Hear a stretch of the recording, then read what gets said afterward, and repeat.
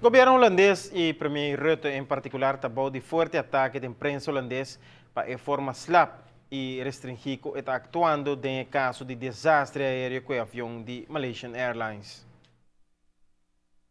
Mientras que o presidente Obama mescos que o premier Mike Eyman na Aruba, abay firma de buque de condolência na embahada holandesa na Washington.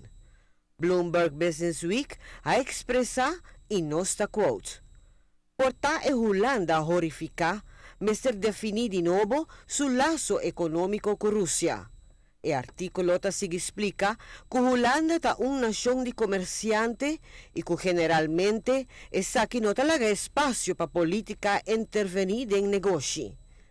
É morto de 193 cidadãos holandeses, lo portrece cambio de aqui. E corante mais grande na Holanda de Telegraaf avisa a Warsi basta intervenir.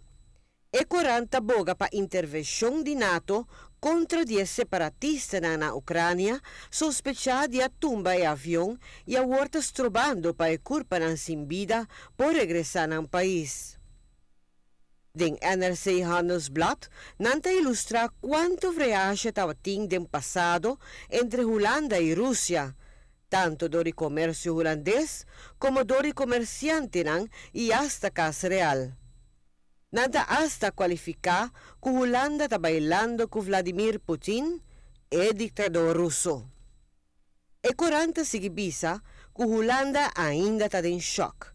E que se verdade há evidência que a Rússia estava envolvida, Europa mister puxa para sancionar mais pisa. E não queda a sociedade holandesa nada outro, sino de seguir e passo na Europa. Para Notícia de Noite, Emily Hudson. Mundo inteiro está mirando o sucesso aqui com um sumamente crítico.